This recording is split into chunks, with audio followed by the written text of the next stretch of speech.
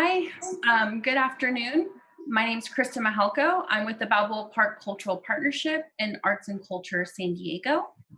We have a number of attendees here today and more coming in, and so that's great. This is the second of 5 scheduled forums focusing on arts and culture, one for each council position being elected this year. So if you're attending this one, we hope you attend the others that are planned. And thanks to arts and culture groups for collaborating to make this happen, including Balboa Park Cultural Partnership, San Diego Regional Arts and Culture Coalition, and Arts and Culture San Diego. The core questions we're asking are the same questions for candidates across the city, so they all get the same questions. And so, yeah, let's get right to it. I'm going to introduce our 2 representatives here. We have Kat and Indaya, and so I'll have them introduce themselves. Kat, you can go first. Good afternoon, everyone. My name is Kat Corral, and I'm the co-founder and executive artistic director of Transcendence Youth Arts Project. And we are a creative youth development organization that was born in City Heights in 2005. Our work has always centered around young people and lifting up their voice through the art of dance, spoken word, and performances. Our program is holistic in nature and really inspired by creating rich leadership opportunities for our young people to have a platform to positively impact the community and the world at large through the arts. Our headquarters are now in National City, but our work with and for the City Heights community has been robust and alive since 2005. Our core partner schools are Hoover High and Crawford High, and residents and youth of City Heights participate year-round in our programs such as camps and residencies and performance group experiences. And I'm excited to be here today and joining all of you. Thank you. Hi, my name is India. I am a student who has worked within the City Heights community for all of my student career. I worked at various organizations in the Price Building, and I now work for the Ozra Project, where I'm a social media strategist. I used to be an intern there. And what we do at the Ozra Project is use arts education and a social justice practice to document what goes on in the City Heights community through photography. And now we're transitioning into new mediums such as narrative, spoken word, video. And so I'm here to represent the work that we do in the heart of City Heights on Fairmont Avenue. Welcome, Sean. Thank you so much for participating in our forum today. We have a number of attendees from arts and culture organizations in District 9 and many from around the city as well. You have 5 minutes before we start our questions. Is there anything you'd like to tell everyone about yourself and why you're running? Yeah, thank you, Kristen, India, and Kat. Really appreciate the opportunity to chat with you all about this. I'm really excited that you all are putting this together. And I'll get into more why I think this is so important. But yeah, a little bit about me. Again, my name is Sean Elo-Rivera. I live in City Heights, and I come from a multi-ethnic, multi-religious family. We really rode an up and down roller coaster in and out of the middle class. And that those experiences, those roots with folks really coming from backgrounds around the world, really shaped the way I see the world and interact with it. I'd like to say that I'm fueled by love. I see everyone as family, and that is a really, really powerful force in motivating me to pursue change. In terms of professional background, my first 9 years after high school, I was actually a high school coach. So I spent 9 years working with young people. I was pretty young myself. I was 17 when I was hired. So from 17 to 26, I was a high school coach, and I loved it. Really, really enjoyed it. I loved the camaraderie we built, the family we built on those teams, seeing students into high school and off to college. It was an incredible experience. But I was starting to have things gnaw at me about wanting to make more of an impact. And the 2008 Obama campaign was literally the perfect thing for a person with a multi-ethnic, multi-religious background who was looking to make more of an impact. It was like lighter fluid on a spark, and it just kind of really set me in the trajectory of eventually spending some time teaching and volunteering abroad. I spent some time in South America teaching English, working with special needs students, and doing some environmental work. A year in Korea teaching English in a rural community where they were looking to bridge some of the educational opportunity gaps, and eventually came to San Diego to attend law school. And my first experience with District 9 came in City Heights, the City Heights Community Law Project, where I immediately fell in love with the community. It was a place for me to see the various elements of my background, Latino, Muslim, Jewish, and places that I visited, all represented in one community. I know how hard that is, how beautiful it is when it works. And I also saw, much of the shared struggles of my family reflected in this community. And sadly, many of the issues that we were working with folks with then around housing, immigration, workers' rights, et cetera, have only gotten worse since then. So long story short, this is where I wanted to plant my roots. This is where I wanted to work. I worked at Mid-City CAN for 3.5 years, leading camp organizing and policy and civic engagement work there. I now run an organization called Youth Will, where I work with young folks to create the systemic change that they believe is necessary to be happy, healthy, and prepared to reach their potential. I also serve as an elected member of the San Diego Community College Board of Trustees, where we fight to increase access to education and open the doors of college to everyone in our community.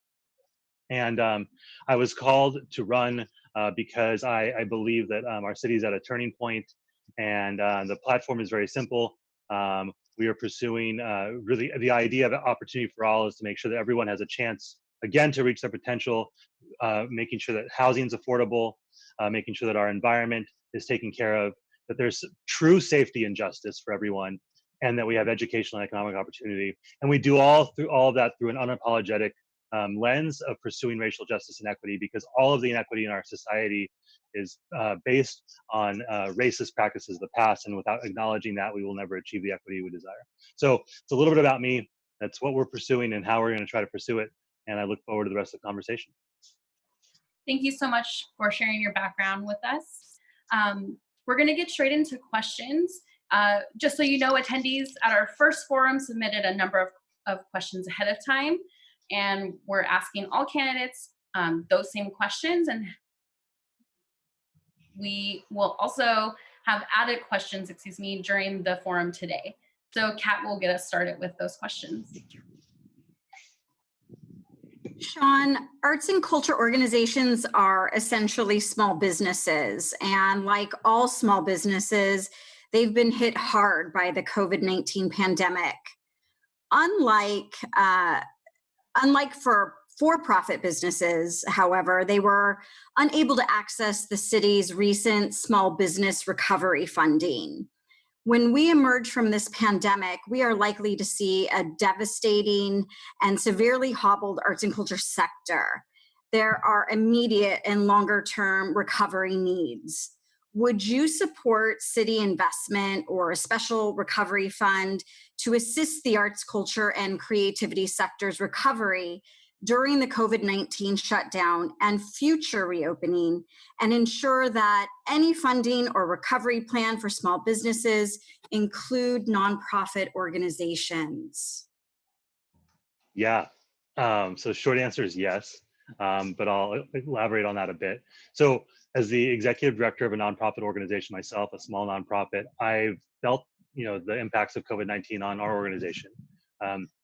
The second quarter of 2020 was supposed to be a quarter where we shifted to pursuing revenue through contracts for events rather than just grants. And you can imagine what that did to our projected revenue for the second quarter. All of those events were gone, just flip of a switch, no fault of our own, right?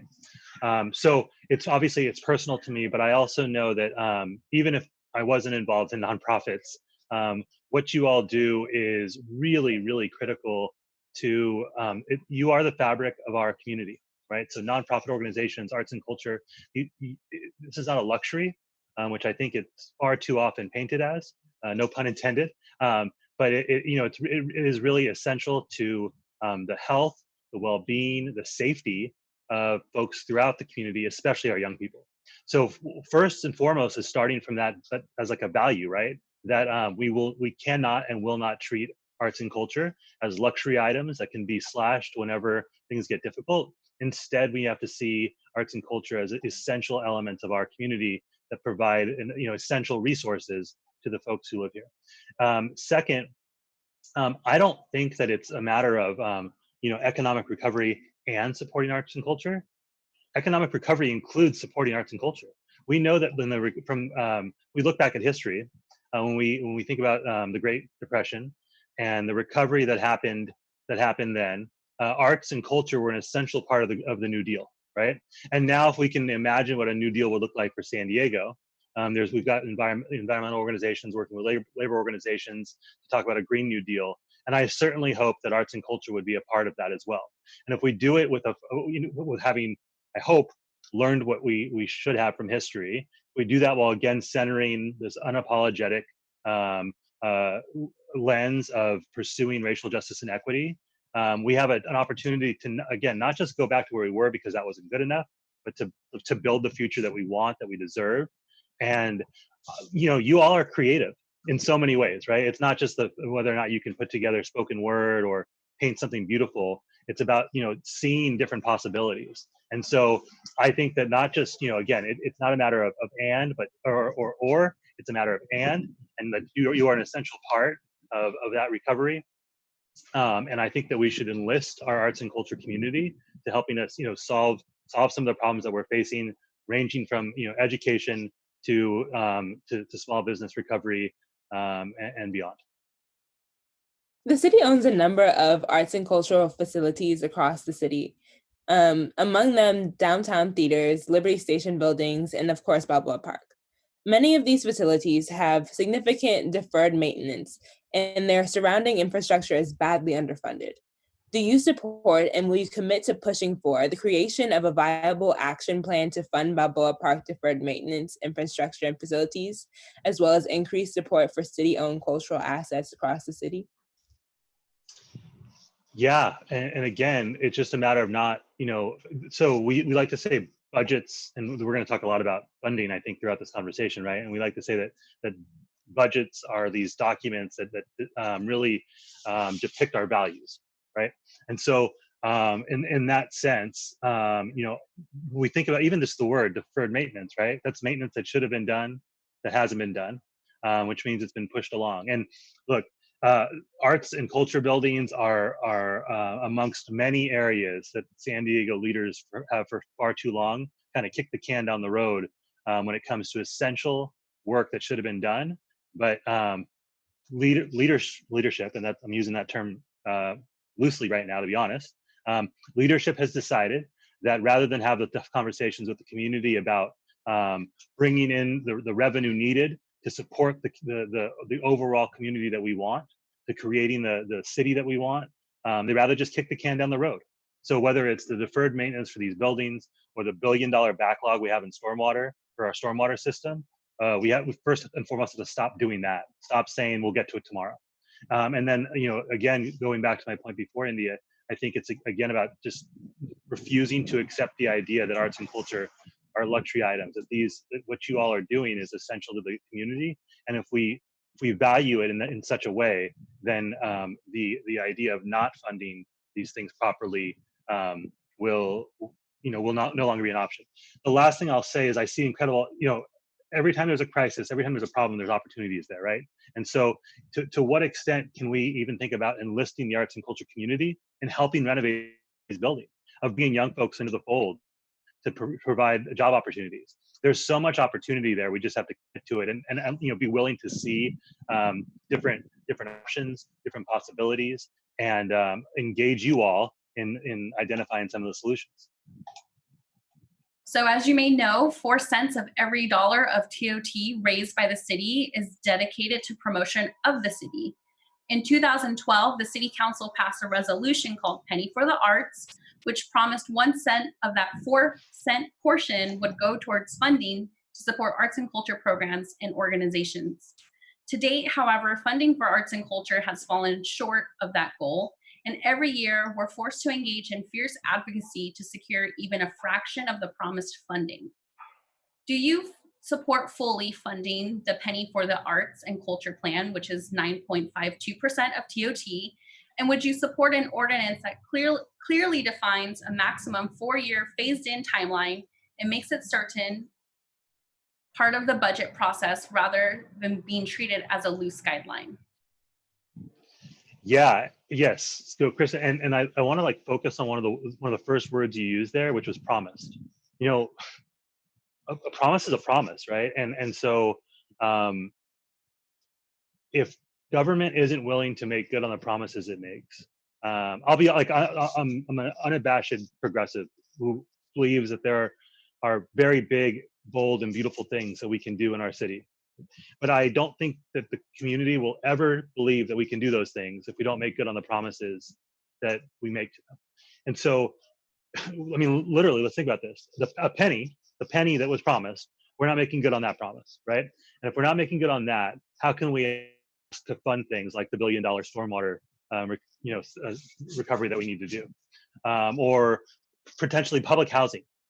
All of these really big, super important things, if we don't get if we don't make good on our promises, the community can't and shouldn't trust us to do. So I want to just like kind of start there from that idea that if we make a promise, we need to make good on it. And that's why, one, what you're doing today is super important, right? Putting me on the record, putting Kelvin on the record about these issues, but also making sure we're examining folks' records of transparency, honesty, and things of that nature, because far too often, look, I come from the advocacy and organizing world, right? And far too often, we hope that the folks who are elected will become something that they haven't been when they get to office. And so I just would encourage folks to demand honesty, to demand transparency, to demand a track record of those things, but at the same time, make sure that we're telling you the things that we need to say. That way, you can hold us accountable later.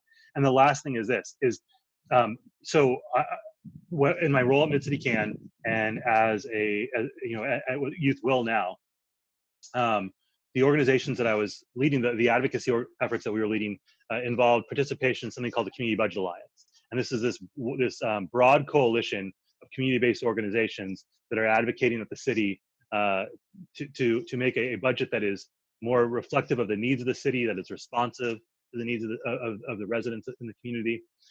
And I've seen how hard it is. I've seen how hard it is to go there, no matter how many folks from the community are demanding change, and to ask for what is really sometimes a pittance. It almost feels like you're begging for a portion of your money, of our money.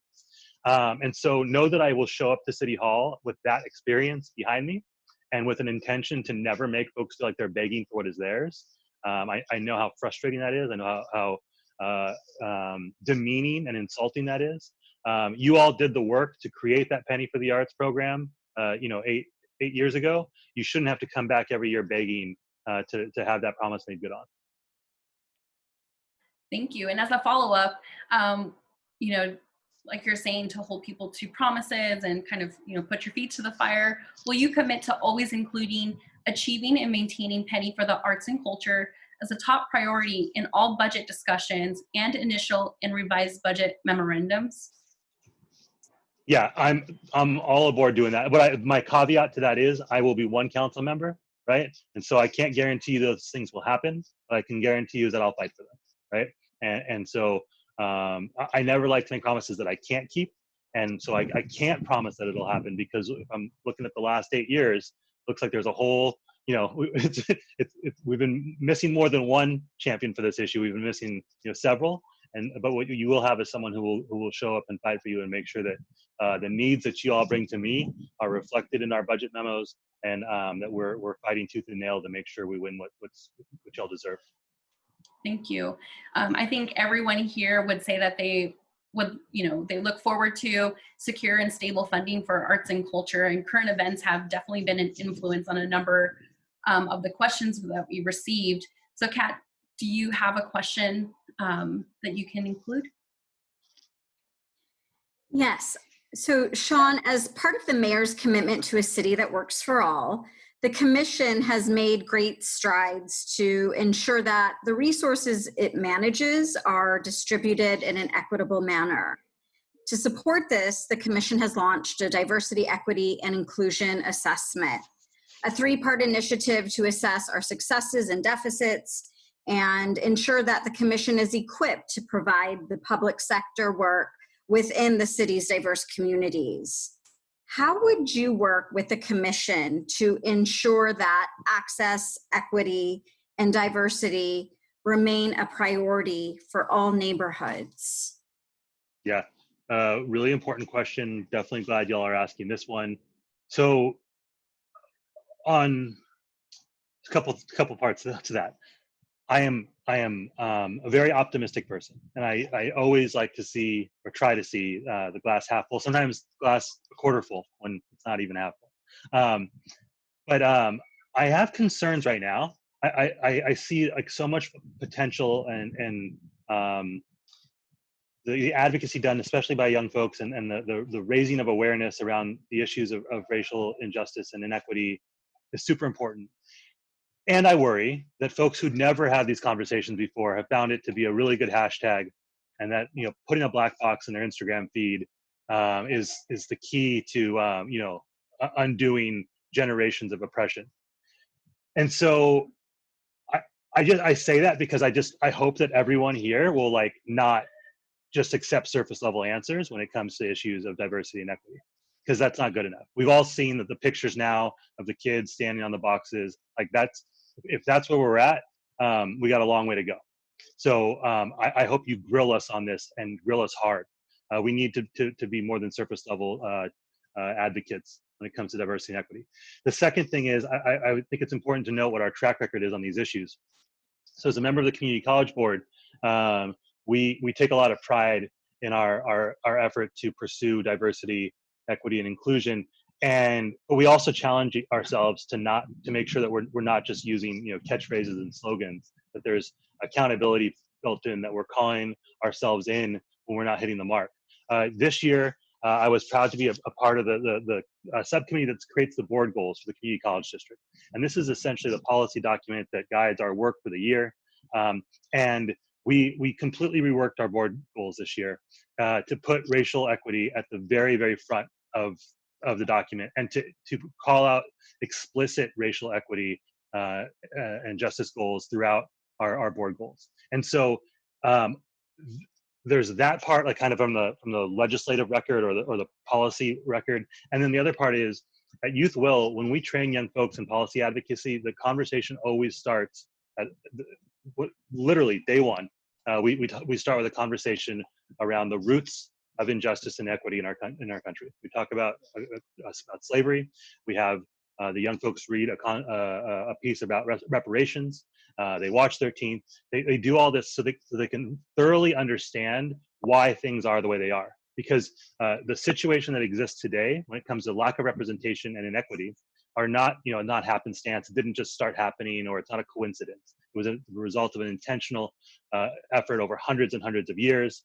And it will only be dismantled and we will only get to where we need to go if we are just as diligent and just as intent on dismantling those systems. So the short answer to your question is, how will I do that? Is every single time that something comes to me, I'm going to be asking those questions, right? I'm going to build a staff that can analyze and assess from a multitude of different perspectives.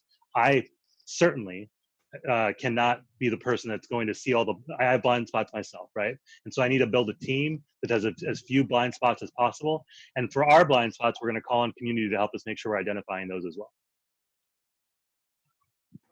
Thank you.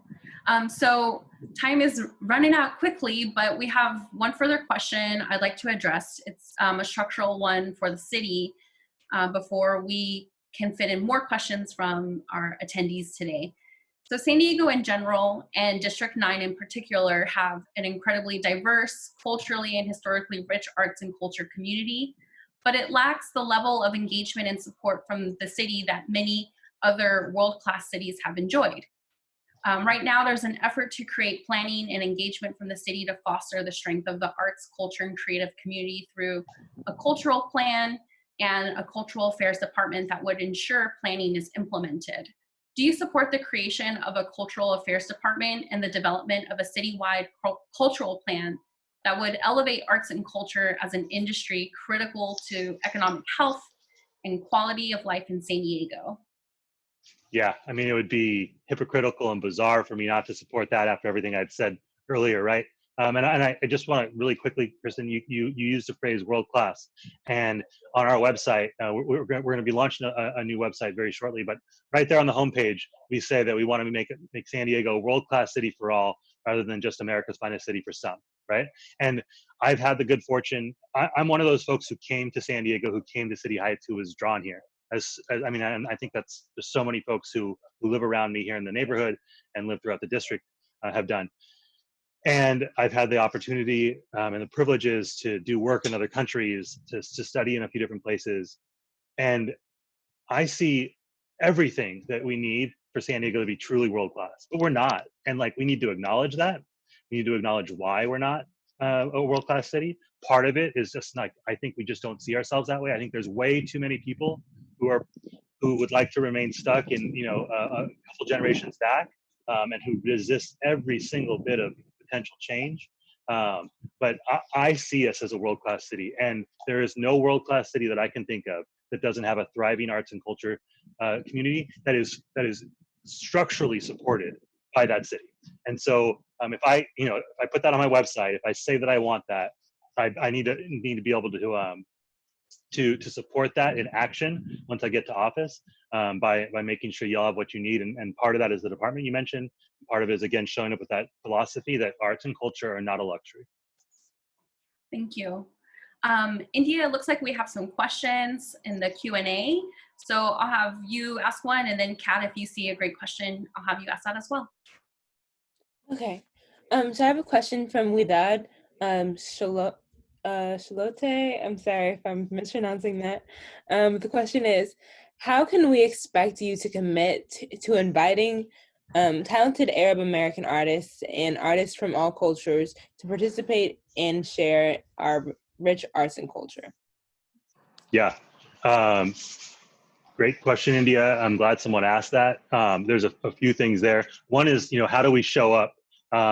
Do we show up understanding that there's a multitude of different cultures and languages and religious practices in our community, that having built relationships with folks from those communities, meaningful relationships, not just one-off conversations, but really, have we broken bread? Have we had conversations about some of the nuances involved? And then the second part, I would say, is building, again, that staff part is really important, right? So who are we going to put on our teams that has an ability? City Heights, it's beautiful, but it's complex, right? There are, for cultural and religious reasons, it's sometimes difficult for certain folks to be able to communicate across gender lines, across religious lines. And we need to be aware of those things showing up and building a team that can navigate those spaces, that is aware of those potential barriers, knows how to build the bridges that we need from the office to the community, because it's unacceptable to have folks feel as if they're being isolated and actually being isolated from opportunity. And so, there's incredible, and the Arabic culture has an incredible history, rich history of beautiful art. We need to recognize that and be pulling that in and showcasing that amongst everyone else's art as well. Thank you. And Kat? Yeah, Sean, what is your knowledge of organizations that do arts and culture work that are within District 9? Yeah, I mean, well, that's always one of those things that I could be more knowledgeable, but I think that there's a decent amount of knowledge. I've had an opportunity to have several meetings with the folks at Aja, India, before you were there, when I was still at Mid-City Can, and we look to build those partnerships with Aja, with some other organizations as well. Kat, I know that Transcendence works with, as part of the Creative Youth Development Network. Creative Youth Development Network is a network that Youth Will has had various interactions with. So I would say that I'd give myself like a C+, because I'm a tough critic of myself, right? So I'm like somewhat familiar. I need to learn more, but that's why, You all are so important. And I welcome any opportunity to learn more about more organizations. I don't want to just do like a name drop right now, or like a roll call. That feels kind of meaningless. Yeah. We are running up against the clock. So Sean, I want to give you some time to, having heard all the questions today, and in case you wanted to say anything else at this point, the floor is yours for up to 5 minutes. Yeah, I mean, if there aren't more questions, because I think questions are always, better than me, doing my thing. I'll just kind of go back to where I started. One, I love this community, and I use the term "fell in love," really intentionally. I told you how important love is to me and how that's a driving force in my life, and I told you how it's super important for me to like have that be a driving force in my effort. And I think that one of the things that I appreciate about the arts and culture community is I feel that is oftentimes kind of the force, the energy that is driving folks to work so hard, and often at pretty low wages, to do something that they love. And so this love for this community, which brought me here, which has me planting my roots here, building my family here, really, really motivates me to make it everything that it can and should be for everyone here, not just certain segments of the community, but really for everyone. And I think that the last thing I kind of want to pivot toward is we've talked about some specific questions around arts and culture, but you all don't live your lives in a silo, right? And the issues that are affecting the greater community affect everyone who's listening in here. I think I saw a question pop up about gentrification, right? So if we've built a community that has some rich artistic background, but folks are now being priced out of the community, we're eroding the very thing that folks poured so much love and energy into building, and we have to be super protective to not allow for that. So housing is an incredibly important issue. It was the #1 specific issue when I started running housing and homelessness. So we start there. We think about the environment and the way that environmental racism and environmental injustice has really, really been inflicted upon this District 9 community, City Heights in particular. And there's so much growth there, because being outside shouldn't mean exposing yourself to toxins and pollutants just because you live in a certain community. And we also can look at the opportunities for arts and culture when it comes to improving our environment. I think I see you all as key allies in that effort as well. Safety and justice, I mentioned that. So if we're going to talk about building a robust system that really invests in opportunities for young folks to participate in arts and culture, are we creating an environment throughout the city where young, specifically Black and brown young women and men have the opportunities to safely move to and from those opportunities without feeling like they will be harassed, stopped, and potentially even killed? That's an important part of making sure that we have access to the arts and culture. And then last, when we talk about educational and economic opportunity, I know that we know that their education is really being hit hard right now by COVID-19. And again, I see you all as allies in finding creative solutions to making sure that our young folks have the stimulation and support that they need during this really challenging time. The other thing that I think is really important to mention is that I remember from the call last week, we talked about the heavy presence of women and moms in the arts and culture community, and how many of them are being pulled out of that work because they cannot afford childcare. And so we were very upfront, from day one, about putting childcare into our platform as something that the city should be offering. And so, in doing so, making it more accessible for more people to participate in having a career in arts and culture, while at the same time providing a critical foundation for young people to eventually grow up to reach their potential. So I wanted to circle back to the platform because, again, y'all don't live your lives in silos in your studios or in your theaters. You're impacted by everything else going on in the city. And Kristen, I don't know if am I up against time? Do I have another minute or so? You have another minute. Yep. Yeah, I just wanted to take a quick peek at the questions. Okay, so I think there was a question about specifically how we're going to keep folks in their communities. So we need to make sure that rents don't skyrocket. That's an issue that my family's faced. My parents and little sister were priced out of a studio when their rent doubled. Sorry, that's the paletero if you hear the bells in the background. So we need to make sure that there's provisions to make sure that rents are stable, that folks can depend on that we're building new quality affordable housing and putting on the table the option of public housing. All of those things are, and then making sure the community is involved in those decisions. I'm probably up against time now.